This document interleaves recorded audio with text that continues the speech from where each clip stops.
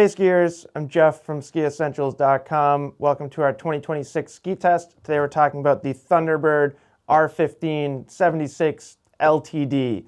The name has changed a little bit over the years, but the ski has largely stayed the same. I think the binding changed a couple of years ago. But ever since day one on this Thunderbird R15, we have thoroughly enjoyed it, and I think a lot of other skiers have as well, because this ski has now kind of inspired a whole collection of skis. Instead of just the 76 underfoot version, now we get 82 versions too. We actually get two of them, a normal one and an LTD.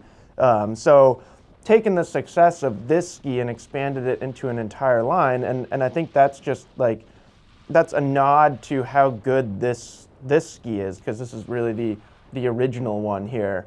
So yeah, I've always really enjoyed this. I always think back to a day that we were skiing with a snowboarder friend, JG, and Bob. Both Bob and I were skiing on this ski, just making like really fun carving turns all around groomers, just like, you know, moderately pitched blue square groomers, just having a good time. And we stopped, and he came up to us and he was like, "You guys look like you are having so much fun. I've like never really seen you ski like that. That looks incredible." And you know, if you think about like a snowboarder who's really into carving and making like high edge angle, really like forceful carves and accelerating, getting lateral acceleration out of the turn and just a lot of G-forces, that's kind of like, that's what happens on this ski. It's 76 underfoot, so you don't have to worry too much about booting out, and then you can just make these beautiful, round, crisp carving turns, and they don't feel like you're on a race ski. You know, 15-meter turn radius, it feels so much quicker and comes across the fall line so much more easily. So yeah, I've always really enjoyed skiing it, and I think it's a great one for people just looking for a good, pretty versatile frontside ski. It's almost built like a race ski. So we get True Blend pieced wood core. Blizzard does a ton with their True Blend wood cores. It's very cool. The technology is awesome, just using tiny strips of different density woods to achieve the correct flex pattern. And then we get 2 sheets of metal in this ski as well. So it really is pretty much built like a race ski. Probably not exactly the same wood core in there as you'd see in like a Firebird WRC, but not too far off either. You get all this cool technology like this active armor binding template thing. This I think is like a zinc platform in the binding. There's a lot of technology and kind of added details here, but at the root of it, that True Blend core, True Blend pieced core, and the 2 sheets of metal, that's kind of the important stuff.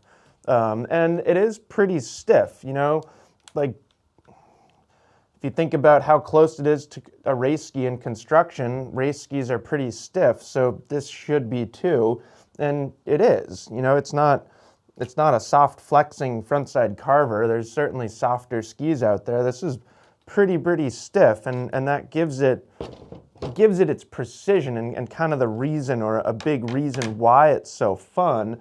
And the key, in my mind, you know, it's not hard to build a relatively stiff carving ski, but I do think it's hard to take that flex and take that power and package it into something that's just a little bit more fun. So 76 underfoot, 15-meter turn radius. The shovel is 126, so the shovel's got some width to it. The ski has that shorter turn radius, and it's 76 underfoot. So you take the stiff, powerful flex, and then you add in the shape, and that's where it becomes really fun. You can ski it pretty much as hard as you want to, and the ski will hold up and will perform admirably. What's nice about it is I've always found that you don't have to ski it really hard. You can just kind of like take your foot off the gas a little bit and let the ski do the work, and it does it really nicely. And just because of that, like, I actually think it could be sort of a stepping stone ski. I'm hesitant to say that a little bit, especially because Blizzard has their new Stormbird collection, which you know, that's even taking the performance of the Thunderbird and making it a little bit more or a little bit less, but a little bit more approachable, if that makes sense. So hesitant to say this, but yeah, I do think an intermediate could get on this thing and actually have a pretty good time. Probably would take them a little while to truly get the hang of it and truly access its potential, but not too long. And then alternatively, put an advanced or expert skier on this thing and they're going to have a great time.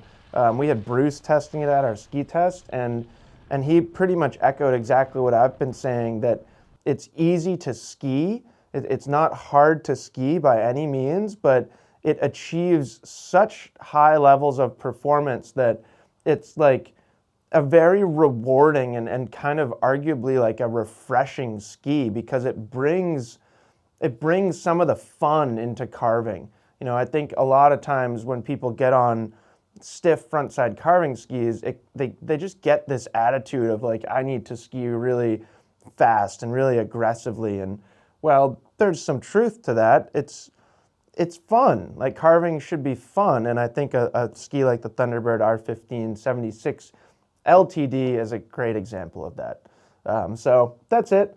Let us know if you have any questions. Like I've said, always been one of our favorite frontside carvers. Just a great, really nice mix of everything. Not too narrow, but narrow enough. And yeah, if you want to go wider, now they've got the Thunderbird 82s, which are pretty sweet as well. So let us know if you have any questions about it, and we will see you out there on the slopes.